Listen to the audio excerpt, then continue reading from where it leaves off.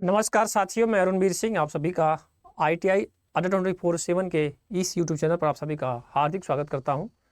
साथियों, हम लोग ITI के सेकेंड सेमेस्टर का हम लोगों ने पार्ट 1 डीसी जनरेटर पढ़ लिया था, यानी कि हम डीसी मशीन में डीसी जनरेटर को हमने पार्ट 1 पढ़ लिया था।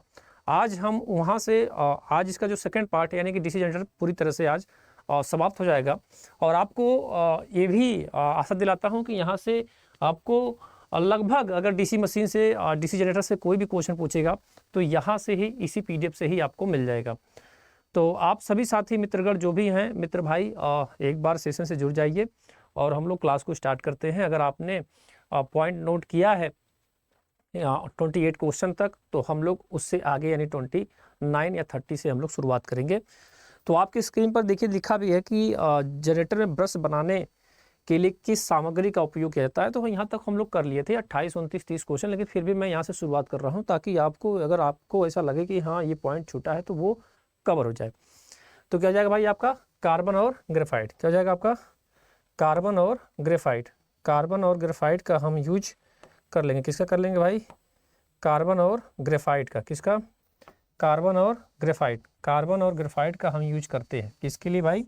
अगर आप डीसी जनरेटर के ब्रश बना रहे हैं तो उसके लिए। ठीक है, चलिए अगला क्वेश्चन की तरफ हम रुक करते हैं।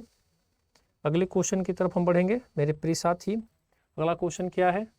30 नंबर कह रहा है कि भाई क्यों डीसी जनरेटर अपने अवशिष्ट चुंबकत्व को खो देता है। तो हमने बताया था आपको इसके पहले भी वाली भी क्लास में कि डीसी जनरेटर में अवशिष्ट चुंबकत्व खोने का 2-3 रीजन है। डक्ट या धूल, या फिर आप लंबे समय तक उसको ऐसे ही पड़े रखे रहने दें, है ना, जनरेटर स्टार्ट ना हो तब भी खो जाता है। या फिर उसका प्लेट जो रोटेशन यानी कि जो घूर्णन घूमने वाली जो दिशा है उसको आप अगर क्लॉक से मतलब क्लॉक वाइज से एंटी क्लॉक वाइज कर देंगे तब भी। तो 2-3 कारण होते हैं, है ना। तो जो सवाल क्या कह रहा है कि क्यों डीसी जनरेटर अपने अवशिष्ट चुंबकत्व खो देता है। तो अवशिष्ट चुंबकत्व खोने का रीजन है कि भाई वह रोटेशन की दिशा को क्या करता है, अक्सर बदल देता है ना। ये वाला डी वाला, ठीक है, ये ठीक है। तो आप बिना रोटेशन दिशा अक्सर बदलती है, ठीक है, तब भी आप क्या करोगे, इसका अवशिष्ट चुंबकत्व क्या हो जाएगा, खो जाएगा। तो 30 का डी हो जाएगा। चलिए हम आगे बढ़ते हैं, 31 की तरफ रुक करेंगे। किसकी तरफ रुक करेंगे? 31 की तरफ। 31 में क्या कह रहा है एग्जामिनर? अब यहाँ से हम लोगों को पढ़ना है। क्या कह रहा है, ध्यान से पढ़िएगा और ध्यान से उत्तर दीजिएगा। एग्जामिनर साहब आपसे कह रहे हैं कि सवाल में कह रहा है एग्जामिनर कि भाई जो आपकी जनरेटर, एक जनरेटर में योक और ध्रुव के माध्यम में से चुंबकीय सर्किट कैसे पूरा होती है। तो आपको भी पता है कि जो हमारा जो स्लॉट होता है, यानी कि ये जो हमारा क्या है, फील्ड है ना, और इस फील्ड पे ही तो हमारा ये और ये, अरे सॉरी, ऐसे बनेगा, ठीक है, ऐसे नहीं रहेगा, है ना, ये ऐसे ऐसे नहीं होगा, ऐसे होगा। एक मिनट, इसको रफ करना पड़ेगा, ठीक है, मैं इसको रफ करते हैं। ये हो गया रफ। चलो यहाँ तो सही है भाई सिस्टम, है ना, उधर नहीं हो रहा है, ठीक है, ये या ठीक है। और बीच में हमारा क्या है, आर्मेचर। ये यहाँ से यहाँ तक क्या जा रहा है, चुंबकीय फ्लक्स जा रहा है, बीच में हमारा आर्मेचर भाई साहब है, ठीक है, आर्मेचर 1 और आर्मेचर 2, एन एस, ठीक है। तो कह रहा है क्या कि एक जनरेटर में एक योक और ध्रुव के माध्यम चुंबकीय सर्किट कैसे पूरा करता है। तो आपको भी पता है किसके पूरा कर रहा है, इसके बीच में, आर्मेचर कोर के बीच में। किसके बीच में? आर्मेचर कोर के बीच में, है ना, बी वाला। तो 31 का क्या हो जाएगा, बी। 31 का क्या हो जाएगा भाई, बी उत्तर आपका सही हो जाएगा। चलिए आगे बढ़ते हैं। 32 नंबर पे क्या कर रहा है कि डीसी शंट जनरेटर में लोड बढ़ने पर टर्मिनल वोल्टेज कम क्यों हो जाती है। डीसी शंट जनरेटर में लोड बढ़ने पर, लोड यानी कि मतलब आपने भार बढ़ा दिया तो कम क्यों हो जाती है, उसका रीजन बताइए, है ना। आइए इसका विकल्प देखते हैं, क्या रीजन है भाई। यहाँ है, नहीं नहीं, इधर होगा, साइड में होगा। आ जाओ भाई, चलो भाई इधर आ जाओ, इधर आ जाओ, इधर ही बुला लेते हैं, सबसे अच्छा रहेगा ना। ये रहा, अब नहीं आएगा, कह रहा है इससे ज़्यादा हम नहीं आएंगे। कोई बात नहीं, हम लोग यहाँ पर ही कर लेंगे इसको। 33 ये रहा, यहाँ पे है ऑप्शन। भाई क्या रीजन है, तो आर्मेचर प्रतिक्रिया प्रभाव के कारण, आर्मेचर प्रतिरोध में वृद्धि के कारण, वोल्टेज की वजह से गिरावट की कमी होता है, शंट फील्ड प्रेरकत्व में वृद्धि के कारण। तो आपको भी पता है कि जो मान होता है वो क्या होता है आपका, गिरने लगता है। यानी एक तरह से आप कह सकते हैं कि हमारा इसमें जो रिएक्शन होता है, यानी कि एक होता है प्रत्यक्ष, एक होता है अप्रत्यक्ष। तो आर्मेचर रिएक्शन और वोल्टेज ड्रॉप के कारण, है ना। तो आर्मेचर प्रतिक्रिया प्रभाव का देखो पहला ही लिखा है इसने आर्मेचर, एक तो ये हो जाएगा और दो कारण और होता है, एक और होता है भाई आपका, वो होता है कौन सा, वोल्टेज ड्रॉप, यानी कि VA इंटू RA, ठीक है। नहीं VA इंटू RA नहीं होगा, IA इंटू RA होगा, ठीक है। इसको रब करते हैं IA इंटू RA, क्योंकि वोल्टेज ड्रॉप होगा ना, तो VA बराबर क्या हो जाएगा, IA इंटू RA। तो आर्मेचर प्रतिक्रिया के प्रभाव के कारण होता है, किसके कारण होता है, आर्मेचर प्रतिक्रिया के प्रभाव के कारण भी होता है, ठीक है। चलो आगे बढ़ते हैं, अगला सवाल लेते हैं। लंबी दूरी की वितरण लाइनों के लिए किस प्रकार के डीसी जनरेटर का उपयोग करते हैं। तो आपको पता है कि लंबी में कंपाउंड में ही आता है, एक होता है ओवर, एक होता है क्या आपका, एक होता है शॉर्ट, ओवर और लेवल। क्या होता है, ओवर, शॉर्ट और लेवल, ठीक है। तो ओवर मतलब अधिक दूरी के लिए, शॉर्ट मतलब कम दूरी के लिए, ये हो जाता है कम दूरी के लिए, और लेवल मतलब अपने बराबर लगभग में समान वितरण में लेवल के लिए। तो तीन प्रकार का होता है, और ये किसका हिस्सा है, ये सब किसके हिस्से हैं, कंपाउंड के, किसके हिस्से हैं, कंपाउंड के। तो मिला लीजिए कौन सा होगा, तो लंबी दूरी कह रहा है तो सन जनरेटर, डिफरेंशियल होगा, कम्युलेटिव कंपाउंड, संचय योगी जनरेटर। तो क्या हो जाएगा भाई, कौन सा करेंगे इसमें, 33 में कौन सा सही हो जाएगा बताइए जरा, 33 में क्या होगा। तो चूंकि ये संचय यानी कंपाउंड के है हिस्सा है, तो हम किसको लेंगे, हम कंपाउंड को ही लेंगे, लेकिन देना चाहिए था इसको क्या है, लंबी दूरी के लिए, तो इसको देना चाहिए ओवर कंपाउंड, लेकिन इन्होंने लिखा है कम्युलेटिव कंपाउंड। लेकिन हम विकल्प के अनुसार हमको यही करना पड़ेगा, क्यों, क्योंकि जो हमारा कंपाउंड जनरेटर का ही तो हिस्सा है, इस कंपाउंड में तो ही तीन भाग आते हैं, ओवर, शॉर्ट, शंट, तो हमको यही करना पड़ेगा, ठीक है। चलो आगे बढ़ते हैं और बताते हैं, ये निम्मी पैटर्न का है ना, और निम्मी पैटर्न में यानी एक तरह से आपका फाउंडेशन का है ये पूरा बैच। 34 नंबर क्या कह रहा है, कह रहा है कि डीसी जनरेटर में इंसुलेशन प्रतिरोध को बेहतर बनाने के लिए किस विधि का उपयोग करते हैं। तो भाई इंसुलेशन प्रतिरोध है ना के बनाने के लिए किसका हम बेहतर करते हैं, तो बता दूं आपको कि जो इंसुलेशन प्रतिरोध होता है, चाहे वह आपकी किसकी बात करें, केबल की बात करें, या फिर वाइंडिंग की बात करें, या फिर आप कह सकते हो कि एक तरह से केबल हो गया, वाइंडिंग हो गया, और एक तरह से आप कह सकते हो कि केबल की बात कर ले, चाहे वाइंडिंग की बात कर ले, या फिर आपकी जो है एक तरह से मैं कह सकता हूँ कि बॉडी की बात कर ले, या फिर वायरिंग की बात कर ले, है ना, बॉडी, ठीक है, बॉडी या फिर वायरिंग, इन सब में वायरिंग, इन सब में इंसुलेशन प्रतिरोध का मान कितना होता है, 1 मेगा ओम होता है। कितना होता है, 1 मेगा ओम से अधिक होता है, ठीक है।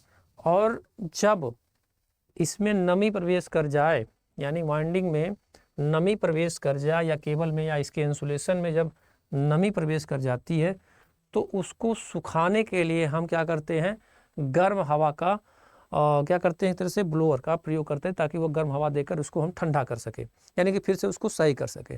तो देखिए रख रखाव के दौरान मशीन में गर्म हवा, तो ये वाला होगा, क्या हो जाएगा, डी वाला, ठीक है। तो डीसी जनरेटर में इंसुलेशन प्रतिरोध को बेहतर बनाने के लिए किस विधि का प्रयोग करते हैं, तो भाई blowing hot air in the machine during, ठीक है, समझ में आ गया। चलो 34 की बात आइए, 35 नंबर क्या कह रहा है, अवशिष्ट चुंबकत्व के अभाव में किस प्रकार के डीसी जनरेटर का काम करते हैं। तो आपको पता है कि अवशिष्ट चुंबकत्व के अभाव में हम पृथक उत्तेजित किसका बात करते हैं, पृथक उत्तेजित यानी एक्साइटेड, किसकी की, एक्साइटेड, यानी कि आप कह सकते हो पृथक, सेपरेटली एक्साइटेड की, पृथक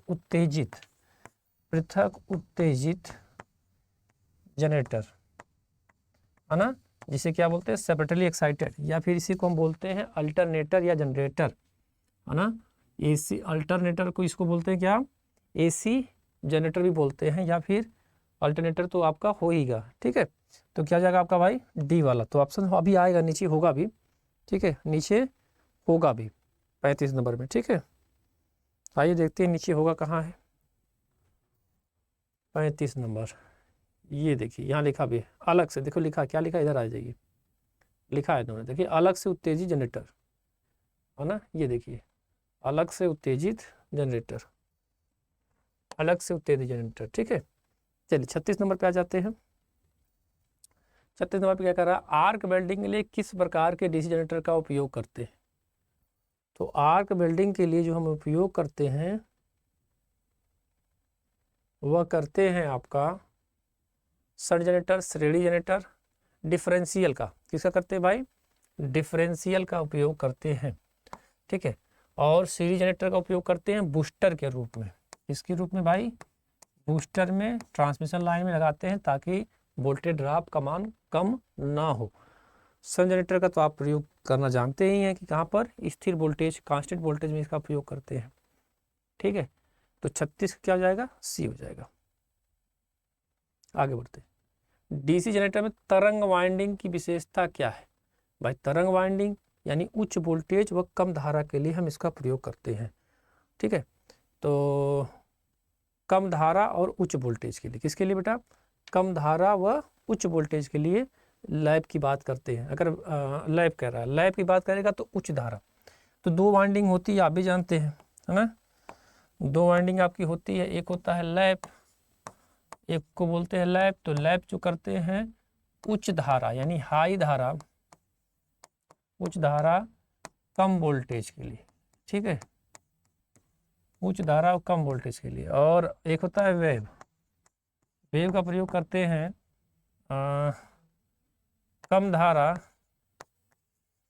और हाई वोल्टेज यानी उच्च वोल्टेज के लिए, किसके लिए भाई, उच्च वोल्टेज के लिए। थोड़ा कन्फ्यूजन होता है, तो वेव, वेव से समझा करिए, इसका मतलब वोल्टेज उच्च होगा, ठीक है। इसकी शॉर्ट तरीका है कि वेव, ये वी से समझिए वोल्टेज का मान ज़्यादा है।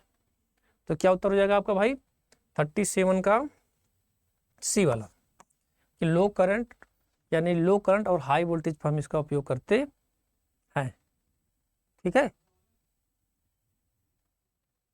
समझ गए। चलो अगला लेते हैं।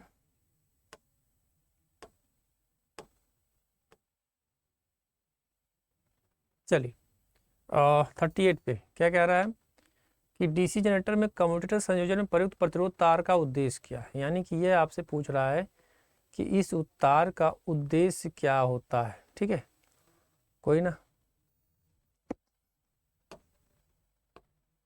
तो ये जो तार होता है, यानी तार कर रहा है, ये जो रेजिस्टेंस, इसका बात कर रहा है, किसकी बात कर रहा है, इसकी। तो आपको पता है कि आपका जो कम्यूटेटर होता है वो घूमता रहता है और उस पर जो ब्रश लगा होता है यानी वो स्थिर होता है। तो ब्रश का मान का स्थिति बदलती रहेगी। जैसे मान लीजिए कि एक बार ब्रश यहाँ पर होगा तो यहाँ पर ये इसका सिचुएशन कुछ और दिखाएगा, ठीक है। फिर कुछ देर के बाद चेंजिंग होगी, तो हो सकता है कि मे बी ये चीज़ यहाँ पर आ जाए, ठीक है, यहाँ पर आ जाए, तो यहाँ पर कुछ और, फिर हो सकता है ये यहाँ पर आ जाए। तो यानी कि ये परिवर्तित होती रहती है। तो उस दौरान क्या होगा, यानी कि उस दौरान, यानी कि जनरेटर में कम्यूटेटर संयोजन प्रतिरोध तार का उद्देश्य क्या है। तो भाई नियत वोल्टेज बनाए रखना, शून्य स्थिति को बनाए रखना, क्या होगा बताइए, ये करेगा क्या। तो ये स्थिति को नहीं, आगे देखिए अगला क्या दे रहा है, अगला ऑप्शन क्या है, डी वाले में, डी ऊपर दिया क्या, स्थैतिक रूप से प्रतिबिंब नहीं, मैं बता रहा हूँ ये होगा, विकल्प देख ले तब याद हो जाएगा। ये देखिए, हाँ ये देखिए, smooth reversal the current direction, ये सही होगा, ठीक है, धारा की दिशा को आसानी में पलटना, ये सही है, ठीक है। उसका उद्देश्य ही होता है कि भाई धारा की दिशा का आसानी से क्या करना, आसानी से पलटना।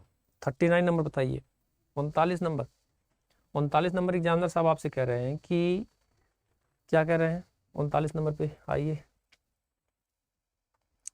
कह रहे हैं कि भाई डीसी जनरेटर में ठोस पोल शू का उपयोग क्यों किया जाता है। आपको भी पता है कि यह क्या करता है ना, ये चुंबकीय फ्लक्स के रास्ते देने का काम करता है ताकि आसानी से यह जा सके, है ना।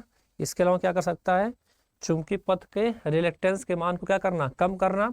जब रिलेक्टेंस का मान को कम करता है, होता है क्या दरअसल बेटा, कि हमारी जो फील्ड होती है और इस पे ही हमारा ये क्या लगा होता है, पोल शू लगा होता है। तो एक यहाँ पर, एक मान लीजिए आपका यहाँ पर था, ठीक है, एक यहाँ पर और एक यहाँ पर, तो ये सॉरी ऐसे होगा, ठीक है। और जब हम एक इधर लगाते हैं, यहाँ पर आ जाओ, अब समझ जाओगे, यहाँ पर अगर हम लगाते हैं तो ये और ये इनके मध्य में, यानी इसको हटाते हैं, रफ करते हैं इसको साइड में, ठीक है। इसको भी रफ करते, थोड़ा सा इधर बनाएंगे तब ज़्यादा अच्छा, छोटा इसको ऐसे करते, छोटा छोटा बनाएंगे तब सही रहेगा, ठीक है, ठीक है। और ये एक आपका यहाँ, ठीक है, एक यहाँ पर ये, ठीक है, और ये एक, ठीक है। तो ये जो बीच में जो गैपिंग है ना, कम करने का काम, तो यानी कि जब अधिक रिलेक्टेंस होगा तो वो चुंबकीय फ्लक्स में बाधा उत्पन्न करेगा। तो क्या करता है कि कम से कम रिलेक्टेंस बने, यानी कि यहाँ से हवा वायु कम आएगी, तो स्वाभाविक है कि आपका ये क्या करेगा, चुंबकीय पथ के रिलेक्टेंस को कम करने का काम करता है। तो 39 का डी। चलो, बड़ी क्षमता के लिए डीसी जनरेटर का योग, तो आपको पता है कि बड़ी क्षमता के डीसी जनरेटर का हम यूज करते हैं किसके लिए भाई, रोल्ड स्टील का। छोटा मशीन की बात करेगा तो किसकी बात हो जाएगी, किसकी बात हो जाएगी, रोल्ड स्टील की। तो अगर आपसे छोटी मशीन की बात करेंगे तो किसकी बात हो जाएगी, ढलवा लोहे की। अगर एग्जामिनर साहब पूछते हैं किसकी बात, छोटी मशीन के लिए, तो छोटी मशीन के लिए होता छोटी मशीन, ठीक है, ढलवा लोहा हो जाएगा। चलो भाई 41 नंबर पे आते हैं। डीसी जनरेटर में स्प्लिट रिंग का क्या आकार है, तो स्प्लिट रिंग का आकार होता है यूनि डायरेक्शन करना, है ना, एक दिशा में आउटपुट को एकत्र करना, ठीक है। तो क्या हो जाएगा भाई, देखिए कोई है क्या ऑप्शन में, स्प्लिट रिंग का कार्य क्या होता है, लगातार आउटपुट को नहीं, एक दिशा में आउटपुट बनाना, यूनि डायरेक्शन है क्या, यस है यूनि डायरेक्शन, यहाँ पर देखो, है ना, make output in the uni direction. तो डीसी जनरेटर में स्प्लिट रिंग का कार्य होता है एक दिशा में आउटपुट बनाता है, ठीक है, एक दिशा में क्या करता है भाई, आउटपुट बनाता है। इसके बाद हम देखेंगे तो ट्रांसफार्मर का लेते आएंगे आपको पार्ट, है ना, कि ट्रांसफार्मर से क्या क्या क्वेश्चन आपसे एग्जामिनर पूछ सकता है, हम उसकी बात इसकी बात करेंगे, ठीक है। चलो 41 के बाद 42 नंबर पे आ जाइए। 42 नंबर पे लिया है कि डीसी जनरेटर में किस प्रकार की वोल्टेज गतिशील रूप से प्रेरित होती है, किस प्रकार से गतिशील, यानी डीसी जनरेटर में किस प्रकार की वोल्टेज, तो आपको पता है कि कौन सी होती है, गतिज ईएमएफ होता है। तो पूछ क्या रहा है कि पल्सेटिंग होगा, नहीं, दोलनशाली नहीं। आगे देखते हैं अगला क्या ऑप्शन दिया है, अगला ऑप्शन कुछ दिया है क्या भाई, 42 नंबर, इधर आ जाओ, 42 नंबर प्रत्यावर्ती वोल्टेज, ये वाला मिला, अल्टरनेटिव वोल्टेज, हाँ ये सही है, सी वाला क्या होगा, 42 का सी होगा, अल्टरनेटिंग वोल्टेज, है ना। क्या करता है भाई, आपको पता है चाहे डीसी जनरेटर हो चाहे एसी जनरेटर हो, ठीक है, कहाँ गया, आजा, चाहे वो आपका डीसी जनरेटर हो चाहे एसी जनरेटर हो, उसमें जो उत्पन्न करता है क्या, एसी वोल्टेज उत्पन्न करता है, चाहे वो डीसी की बात करें चाहे एसी का। अब ये डिपेंड करता है कि आप उस पर क्या लगा रहे हो, स्प्लिट रिंग लगा रहे हो या फिर आप क्या लगा रहे हैं, कम्यूटेटर लगा रहे हैं, मतलब क्या लगाकर आप यूज कर रहे हैं, ठीक है। लेकिन दोनों, चाहे एसी की बात करें चाहे डीसी की, वो उसमें क्या होगा, अल्टरनेटिंग वोल्टेज ही होगा। चलिए आगे बढ़ते हैं मेरे बच्चे। अगला सवाल क्या कह रहा है, यक्स के रूप में चिन्हित स्लॉट का उद्देश्य क्या। चलो भाई चिन्हित स्लॉट को हम लोग देख लेते हैं भाई क्या कह रहा है 43 नंबर पे। तो ये कह रहे हैं कि भाई ये क्या है, तो कुछ नहीं, ऊपर वाला ये हिस्सा को बोलते हैं आर्मेचर कोर है, क्या है, आर्मेचर कोर है, और इसमें क्या है, स्लॉट कटा हुआ है, और ये क्या है, एयर है, और ये क्या है आपका, कीवे है, ताकि ये आसानी से बाहर की तरफ ना पाए और आराम से घूम सके। तो यही पूछ रहा है क्या है, तो बता दीजिए सर जी कि क्या है, द फिक्स द कीवे, है ना, डक्ट बोलते हैं, एयर, मैंने एयर लिख दिया है, स्लॉट है या डक्ट बोलते हैं, क्या बोलते हैं इसको, डक्ट, ठीक है, वही जो एयर फ्लक्स, डक्ट, डक्ट कटे होते हैं, ठीक है। समझ में आ गया मेरे बच्चे, समझ में आ गया डियर। चलिए आगे बढ़ते हैं। 43 व 44 नंबर पे आते हैं। डीसी जनरेटर में फील्ड कॉइल का उद्देश्य क्या, आप भी जानते हो, फील्ड कॉइल का मतलब होता है कि उसको एक्साइटेशन करना, उसको क्या करना, एक्साइटेशन करना। तो डीसी जनरेटर में फील्ड कॉइल का उद्देश्य क्या है, 44 नंबर पे क्या होगा भाई, तो आपको भी जानते हैं कि ये क्या करता है। और फील्ड कॉइल बनी किसकी होती है, अगर आपसे पूछा जाए कि फील्ड कॉइल किसकी बनी होती है, तो फील्ड कॉइल कॉपर की बनी होती है। और करता क्या है, फील्ड एक्साइटेशन करता है। तो चुंबकीय फ्लक्स, ये देखो सी वाला, कुंडली फ्लक्स के निर्माण हेतु ध्रुव का, ठीक है, सी वाला, ठीक है, सी का उत्तर करेंगे। चलिए आगे बढ़ते हैं। 44 के बाद, बड़े डीसी जनरेटर मशीनों के पोल कोर बनाने के लिए किस धातु का उपयोग करता है। तो बड़े मशीनों के लिए तो हम लोग अभी पढ़े हैं, बड़े मशीन की किसकी बात हो जाएगी, स्टेनलेस स्टील 45 का डी। छोटे मशीन तो ढलवा लोहा, है ना, 45 क्या हो जाएगा भाई, अरे सॉरी स्टेनलेस स्टील का दिया मैंने, गलत हो गया, सॉरी, ढलवा इस्पात का होगा, है ना, कास्ट स्टील का, है ना। मैं भी पीछे बताया भी, और मैं यहाँ बता रहा हूँ स्टेनलेस स्टील। कास्ट स्टील किसका प्रयोग करते हैं, कास्ट स्टील का, ठीक है। चलो आगे बढ़ते हैं। अगला क्या हो जाएगा, 45 हो गया। इसके बाद 46 नंबर लाते हैं। 46 नंबर, 46 नंबर, 46, ये रहा 46 नंबर। क्या कह रहा है एग्जामिनर साहब आपसे, क्यों पोल कोर स्टंपिंग डीसी जनरेटर में पटलित करते हैं, घर्षण हानि को कम करने के लिए विंडेज लॉस को, क्या कह रहा है ये examiner, why the pole core stamping are laminated. अरे यार वो कह रहा है ना कि स्टंपिंग मतलब कि लेमिनेट क्यों करते हैं, आप सभी को पता है कि लेमिनेट क्यों करते हो। लेमिनेट करते हैं हम एडी करंट को कम करने के लिए, किसके लिए, भंवर धारा हानि को क्या करने के लिए भाई, कम करने के लिए।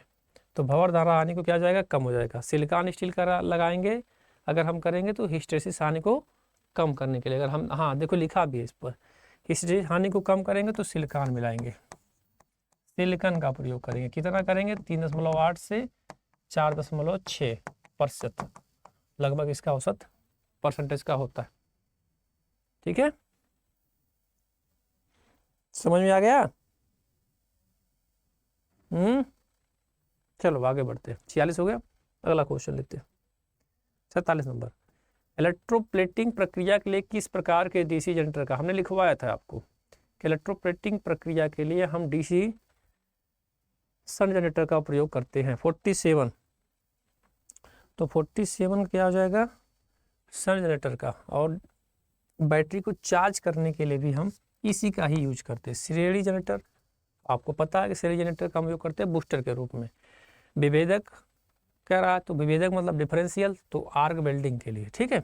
और आर्क वेल्डिंग में क्या हो जाएगा, आप जब आप करोगे तो लो वोल्टेज हाई धारा, यानी कि करंट का मान ज़्यादा हो जाता है ना। और स्टेप डाउन ट्रांसफार्मर का प्रयोग करते हैं ये, ठीक है। 47 हो गया। 47 अब आगे आइए,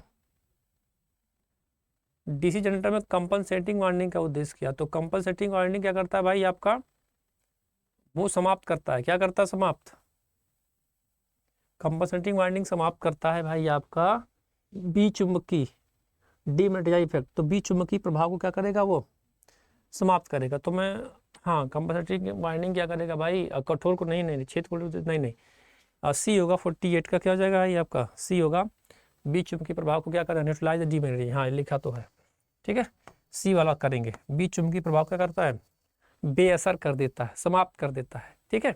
समझ में आ गया कि नहीं आ गया। चलो ये 48 हो गया। 49 की तरफ रुख करेंगे। 49 क्या कह रहा है, कह रहा है कि भाई यदि शंट फील्ड प्रतिरोध क्रांतिक प्रतिरोध के मान से ऊपर होगा। अब आपको पता है कि जब शंट फील्ड का प्रतिरोध का मान क्रांतिक प्रतिरोध से मान हो जाएगा तो वोल्टेज उत्पन्न नहीं होगा, हमेशा इसका मान क्या होना चाहिए, कम ही होना चाहिए। तो क्या हो जाएगा 49 में, 49 में क्या हो जाएगा, 49 में क्या हो जाएगा भाई, तो आउटपुट वोल्टेज समान ऊपर, ये जनरेटर के समान रूप से वोल्टेज बी सी डी क्या होगा भाई 49 में। तो 49 में आपका सी नंबर होगा, जनरेटर में वोल्टेज बनाने में विफल होता है। देखो ये सही है ना, जब भाई ज़्यादा हो जाएगा तो आपका वोल्टेज बनाने में क्या हो जाएगा, विफल हो जाएगा, ठीक है, वोल्टेज बनाने में विफल, ठीक है। चलो 50 नंबर पे आ जाइए।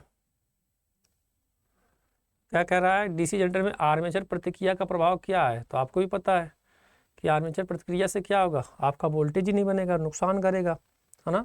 तो 50 नंबर पे क्या हो जाएगा आपका, 50 नंबर पे हो जाएगा आउटपुट वोल्टेज कम। देखो लिखा भी है आउटपुट वोल्टेज बढ़ता नहीं, कम होता है, बिल्कुल सही, ये सही हो जाएगा बी वाला, 50 का बी, 50 का बी हो जाएगा। ठीक है, ए नहीं होगा, 50 का क्या होगा, बी होगा। ठीक है, आगे चलें।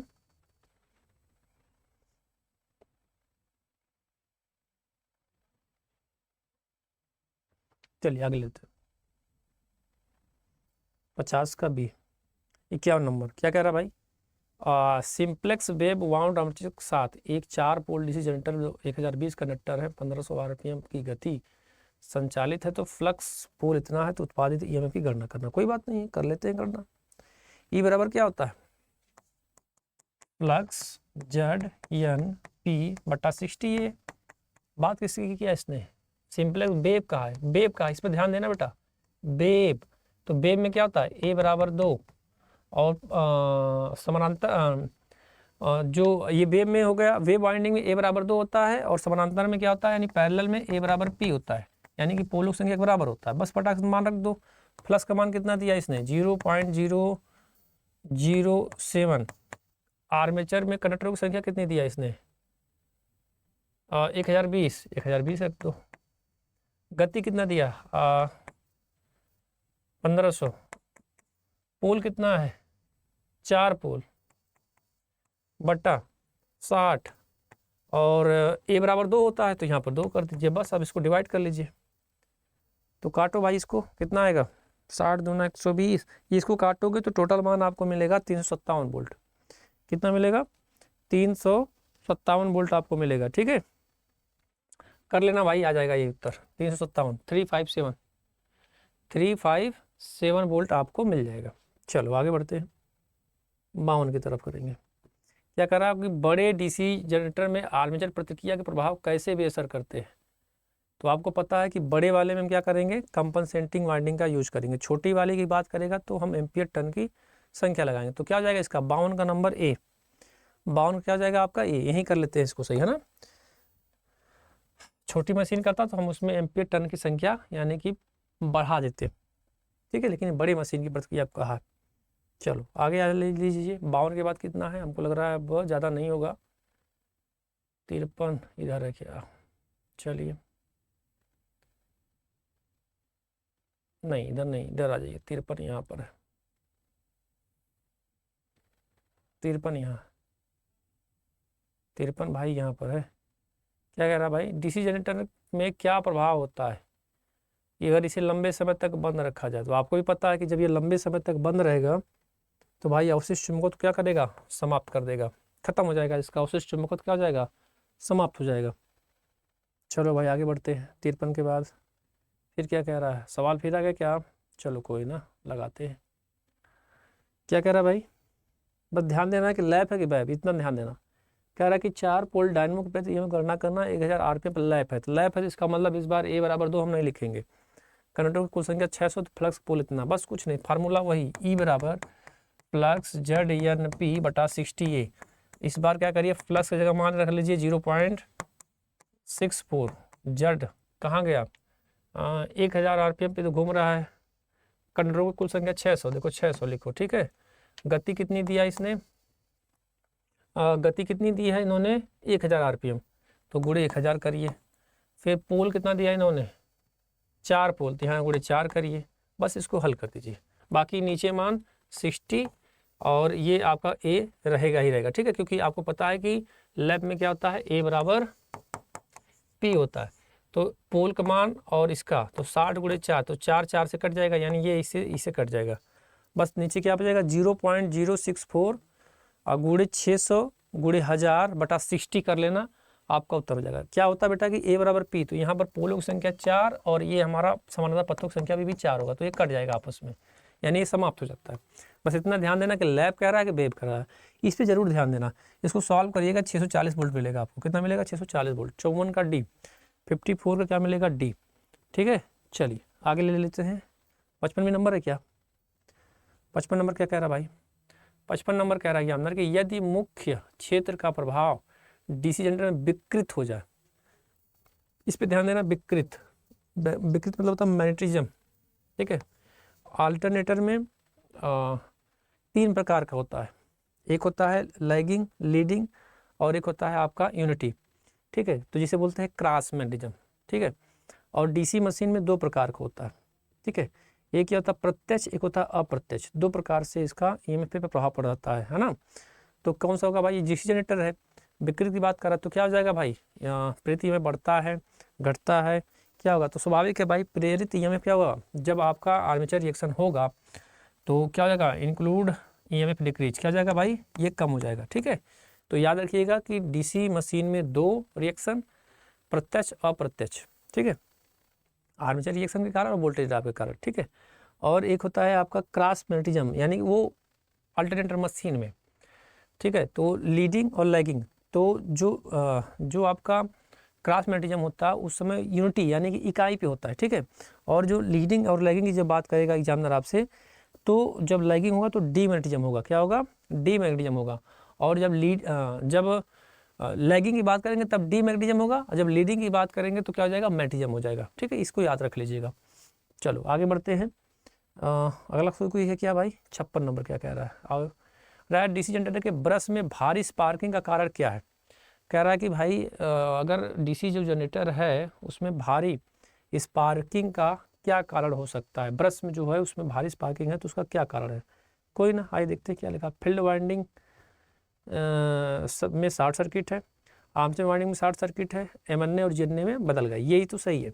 भारी स्पार्किंग क्या होता है आपको भी पता है कि एमएनए क्या होती है, जीएनए से बदल जाता है थीटा कोण पे, यानी कि पहले एमएनए जीएनए था, जैसे लोड बढ़ा तो क्या हुआ, जीएनए हमारा इधर चला जाता है, ठीक है, अरे एमएनए इधर चला जाता है, ठीक है, थीटा कोण पे घूम जाता है।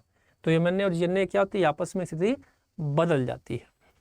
तो भाई ये डीसी जनरेटर था आईटीआई के सेकंड सेमेस्टर के बच्चों के लिए, साथ ही साथ में उनके लिए भी है जो कंपटीशन की तैयारी कर रहे हैं। ऐसा नहीं कि आपका यहाँ से सवाल नहीं पूछेगा, यहाँ से 2-4 सवाल भी हुबहू सेम, चूँकि ये निम्मी पैटर्न के ही सवाल हैं और सीधे फाउंडेशन का ही सवाल है, तो एग्जामिनर साहब आपसे पूछ ही लेते हैं, ठीक है। तो बस यही आप लोगों को यहाँ तक बताना था। इसके बाद मैंने कहा ना, मैं देखता हूँ तो आप लोगों के लिए ट्रांसफार्मर की क्लास ले लेता हूँ, क्योंकि ट्रांसफार्मर से भी सवाल पूछे जाते हैं। तो बस आज के सेशन को ही रखते हैं अभी, क्योंकि आपका पेपर 10 तारीख से स्टार्ट होगा और चलेगा कहाँ तक, 4 अगस्त तक चलता रहेगा, ठीक है। बीच बीच में ऐसे ही आपके साथ वीडियो लाते रहेंगे। बाकी आप लोग अगर चैनल पर सब्सक्राइब नहीं किए हैं तो आप अपने परिवार ITI Adda 24/7 को सब्सक्राइब भी कर लीजिए। मिलते हैं नेक्स्ट वीडियो में, तब तक के लिए राम राम, जय हिंद।